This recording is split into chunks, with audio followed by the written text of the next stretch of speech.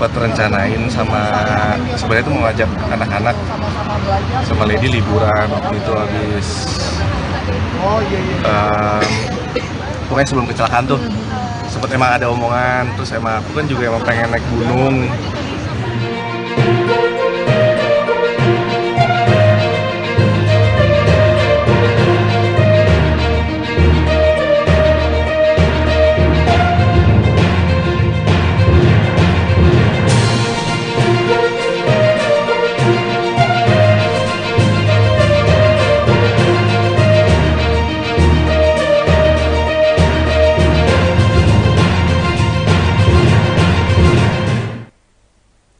Halo Tribuners, jumpa lagi bersama saya Mutiara dalam tayangan berita terkini artis di Tribun Lampung. Kami akan menyajikan informasi menarik dan terupdate seputar artis tanah air untuk Anda. Dan inilah berita terkini artis selengkapnya.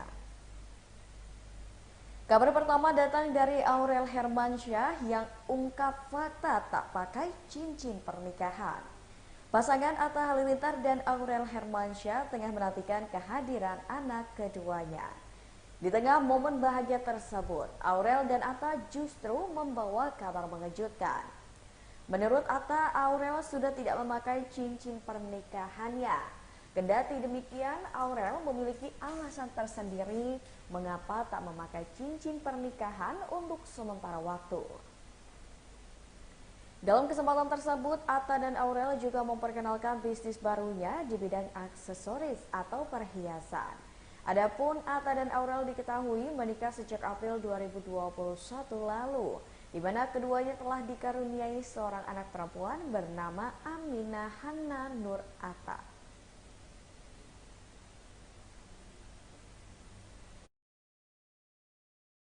Kokoh Antonio, dia juga udah pengalaman di bidang diamond.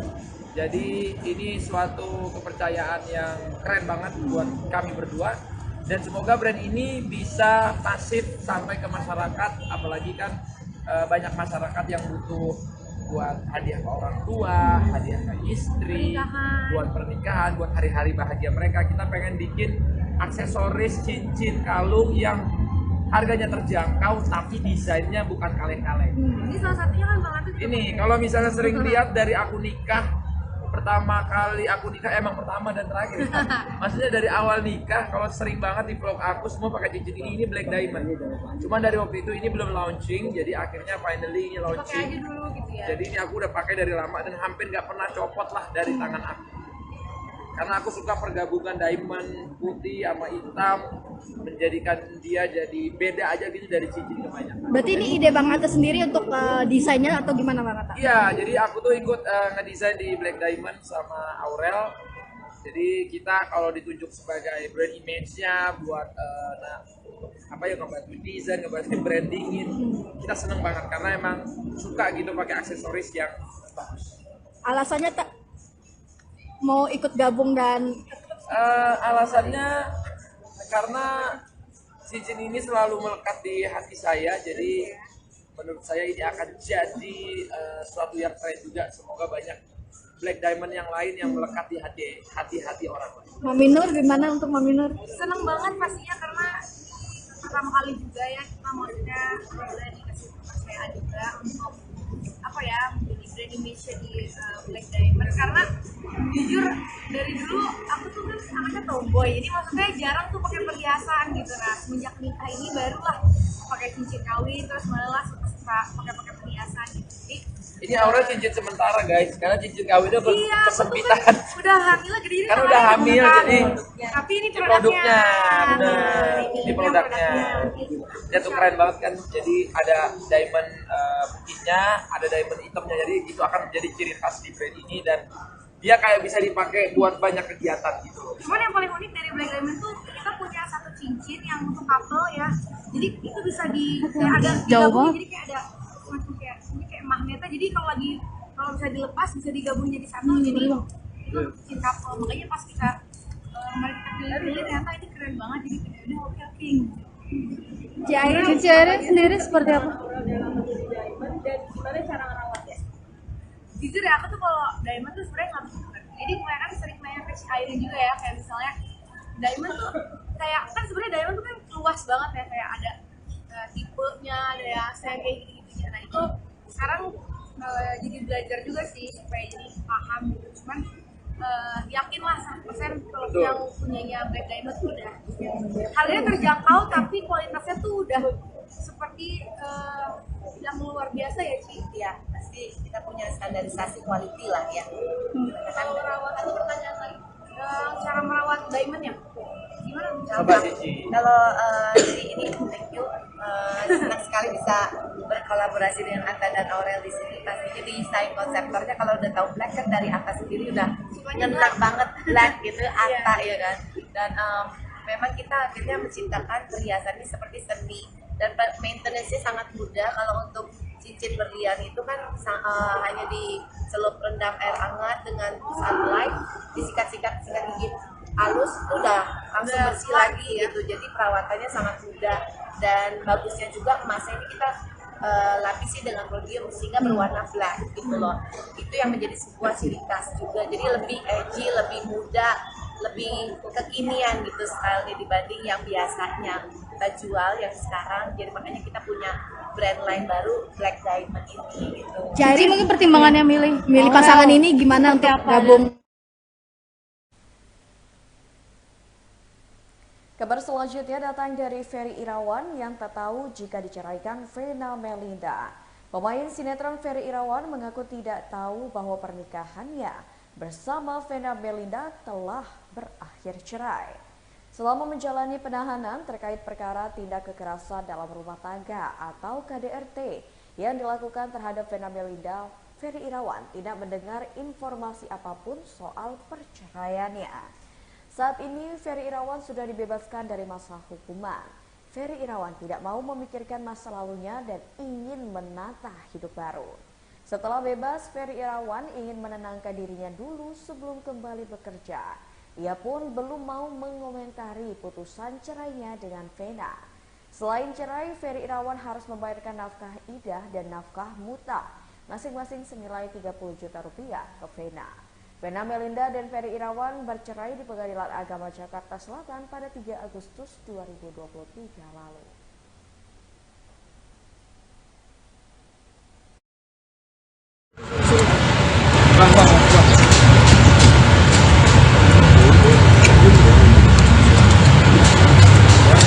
Oke.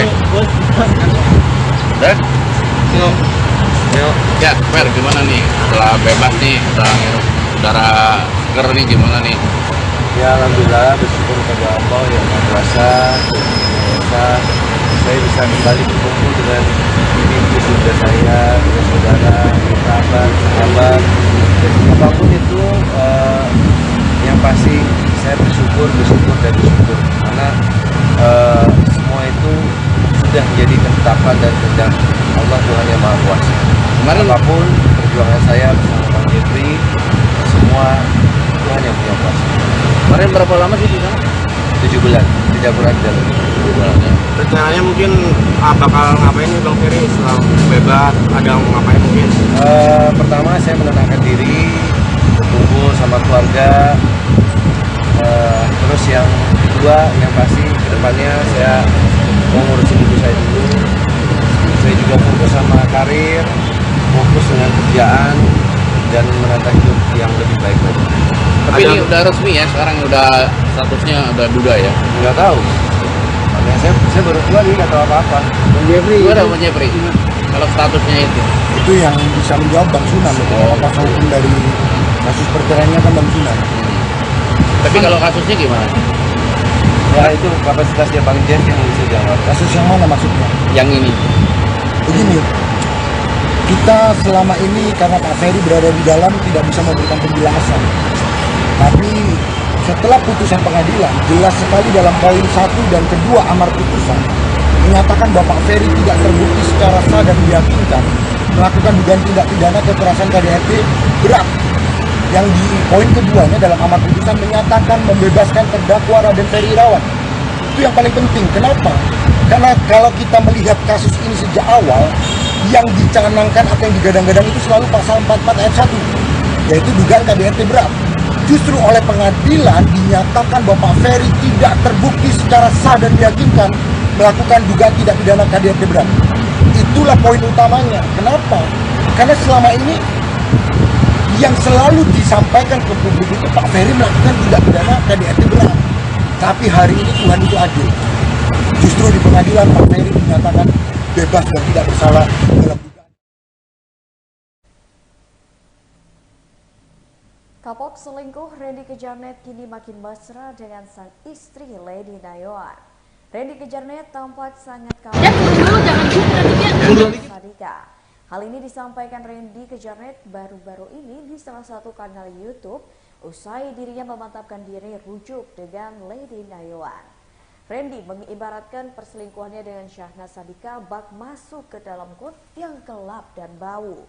Ia pun menyadari bahwa kesalahan tersebut sangatlah fatal dan tidak mungkin akan ia ulangi kembali. Saat ini diketahui Randy pun memiliki kebiasaan baru di mana Lady Nayoan melihat jika Randy telah banyak berubah. Hal tersebut salah satunya adalah soal doa. Lady mengatakan bahwa sebelumnya Randy Kejarnet jarang memimpin doa, berbeda saat keduanya memiliki masalah. Bintang FTV itu justru terus-terusan mengajak Lady untuk berdoa.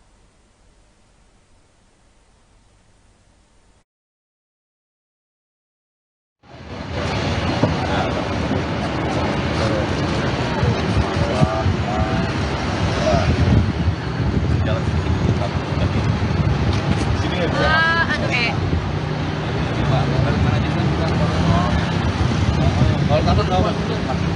Ayo, belum keluar. Nggak jauh. Ini taman sebelah sini. Taman nggak sih? Mobil aja masuk boleh nggak sih? Mobil aja ya? Areanya, ya? Mobil aja boleh nggak? Kalau di mobil, dalam mobil ya? Iya. Mbaknya di dalam mobil. Takutnya udah. Iya. Mana gitu? Tuh kasih tahu tuh temennya untuk sana tuh. Kita nungguin. Bagi-bagi dah. Tantang paling depan nih. Naik dulu biar naik dulu. Pintunya dibuka apa kacanya yang dibuka? Kaca dulu.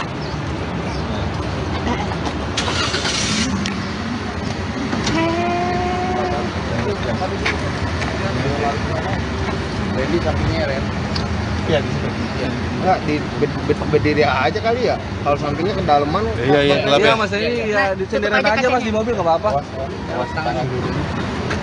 Nah. Nah gini. Mbak Lady akan nongol, siap.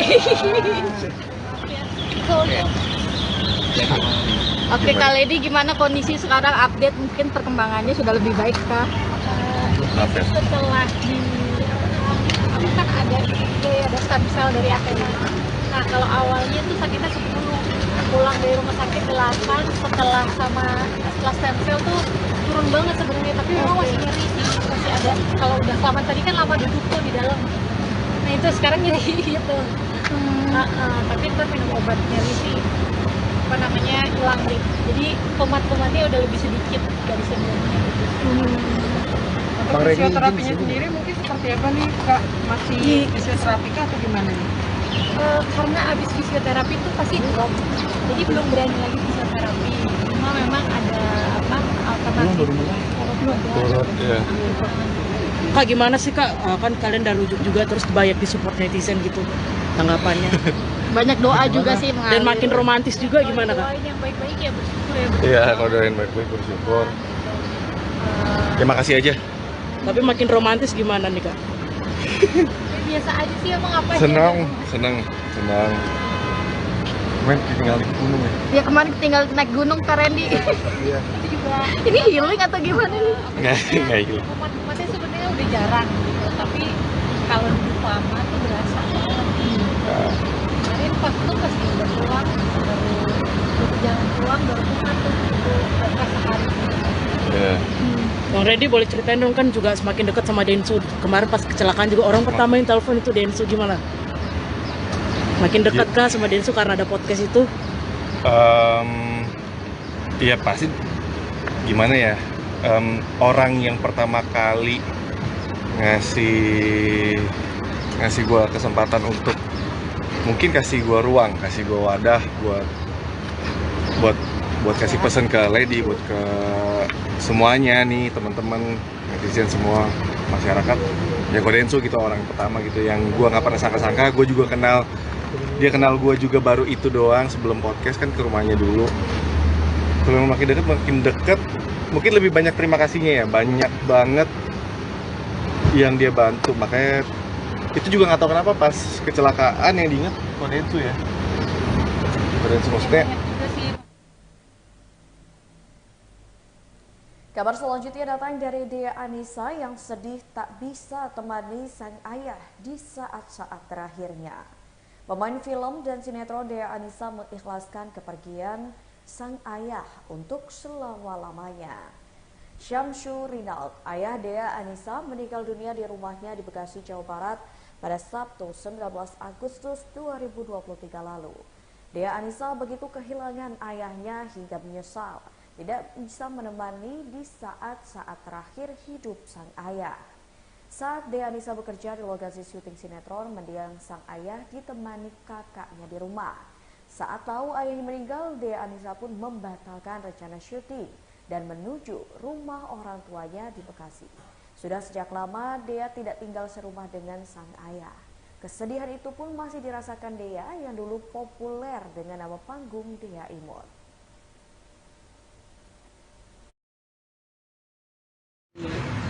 Beli makanan-makanan yang sesuai yang beliau pengen, misalnya pengen, tapi ya emang udah susah makan. Seperti rawat di rumah sakit? Dirawat di rumah sakit sempat, tapi habis itu sempat pulang juga karena nggak mau, dia nggak mau terlalu lama di rumah sakit gitu. Adanya meninggal di rumah? Meninggalnya di pada pukul berapa Kak? Meninggalnya pukul 7.20 pagi. Hari Sabtu pagi. Di usia berapa dia? Usia papa ke 63 tahun ini, udah 63 tahun. Oh, ya. Artinya kan mungkin di detik-detik berpulangnya ayah gitu, adanya tuh nggak ada di samping ayah, mungkin gimana kan? Sepertinya yang gimana? Ya sedih sih nggak bisa nemenin papa di saat terakhirnya gitu, karena emang dalam kondisi emang nggak memungkinkan juga. Terus tapi ya apa ya insya Allah udah ikhlas. Terus juga ya hanya bisa berdoa aja sama Allah, semoga semua kesalahan papa, semua pahala papa yang ada di dunia, semuanya ya diterima sama Allah. Ada sebagai anak perempuan kan jadi dekat ya dengan sosok ayah. Bagaimana sih Kak kalau kedekatan Kak Dea dan sosok ayah? Ya deket gitu, karena emang apa ya, aku sama bapak jadi kita tuh punya kalau orang ngeliatnya kita kayak nggak deket, tapi sebenarnya deket. Emang orangnya sama-sama keras kepala juga, terus kayak bingung buat ngutarain apa yang kita rasain, dan ya namanya juga hubungan bapak anak gitu. Kadang kalau aku tuh selalu lihatnya mungkin karena aku nggak terlalu kayak anak perempuan banget, jadi nggak yang kayak terlalu manja juga sama papa gitu. Jadi ya kalau aku sama papa sih lebih kayak banyak apa ya, banyak putar pikirannya lebih kayak tentang hidup gitu. Tapi sebelum papa berpulang gitu, dia sempat komunikasi intens nggak sih sama, maksudnya ngobrol langsung gitu, Nah, karena aku cerita-cerita? lagi kerjanya juga lagi lagi stripping, jadinya nggak ada apa ya, nggak ada waktunya, bener-bener susah banget aku untuk berkomunikasi gitu. Dan aku orangnya agak nggak multitasking, jadi sama keluarga tuh agak-agak sempat nggak ngobrol gitu. Yang serumah aja aku kadang nggak ketemu gitu, karena emang lagi stripping gitu, jadi kerjanya nggak berhenti gitu kan. Dia kalau boleh mengenang, mungkin kenangan apa sih yang mungkin banyak ya kenangan, cuman yang teringat apa sih? Mungkin juga menemani perjalanan awal karir dia ya, karena kan yang kita tahu dia juga artis cilik gitu ya. Iya, aku dari kecil ya papa selalu apa yang nganterin gitu yang nganterin. Kabar selanjutnya datang dari aktor Brian Domani yang akui kesulitan akting bareng sang pacar, yakni Mawar The John. Rapi Films dan Screenplay Films baru saja merilis film berjudul Galaxy yang akan tayang di bioskop tanah air mulai 24 Agustus mendatang.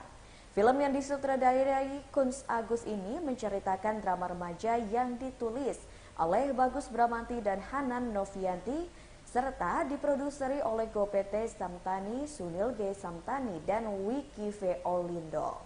Brian Domani, Mawar De Jong, Yesaya Abraham, Pangeran Lantang, dan sederet aktor lainnya membintangi film ini. Ini bukan kali pertama Brian beradu akting dengan Mawar De Jong. Keduanya sangat antusias saat harus kembali beradu akting di film Galaxy. Namun Brian pun mengaku cukup kesulitan untuk kembali beradu akting dengan Mawar. Pasalnya ia harus membangun chemistry yang berbeda dari film-film sebelumnya. SMA gitu kan, jadi harus banyak diskusi sama Brian sih. Brian gimana, silakan Brian. Pastinya awal dari skrip dulu kita bahas semuanya kan, sama cerita juga dari bukunya gimana, gemes-gemesnya mereka gimana, dan kesulitan sering bertemu atau sering dipaskan sama seseorang itu adalah membedakan sama film sebelumnya gitu. Itu kebantu banget sama Mas Kunz juga yang lumayan detail gitu. Lumayan detail, jadi biasanya kita biar take pertama mainin ngalirin, terus take berikutnya oke, coba ini pacingnya naikin atau ini emosi ini naikin. Jadi emang teamwork sih, bukan hanya aku sama Mawar doang, tapi aku, Mawar, Mas Kunz sama cerita. Itu kebantu banget soalnya. Yes, adegan tersulit sebelum ke saya nanti masing-masing dari Mawar, Brian dan juga saya. Adegan tersulit yang paling tricky yang mana tadi? Di tangga. Ya benar. Di tangga kenapa?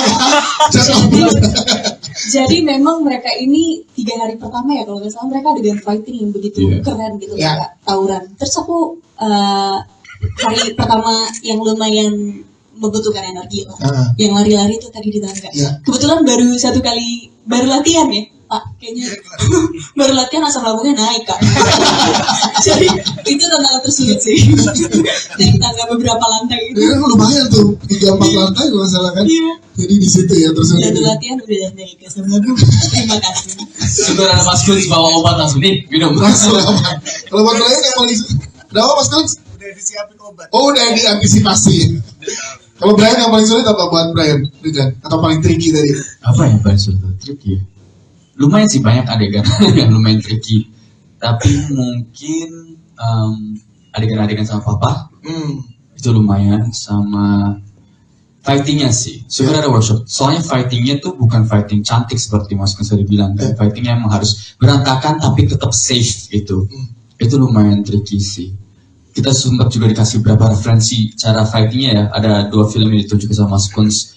Ya, kita coba sebaik mungkin ya. Soalnya emang beberapa pukulan masuk ya, mau gimana fighting seperti itu. Tapi udah jalanin aja deh. Siap, terima kasih. Kalau ya saya, gimana ya saya?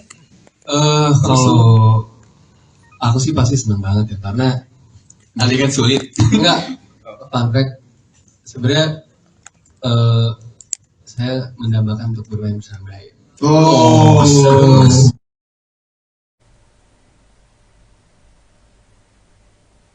Baiklah Tribuners, itulah tayangan berita terkini artis bersama saya Mutiara. Nantikan tayangan terupdate lainnya seputar artis tanah air hanya di YouTube Tribun Lampung News Video. Saya Mutiara pamit undur diri dan sampai jumpa.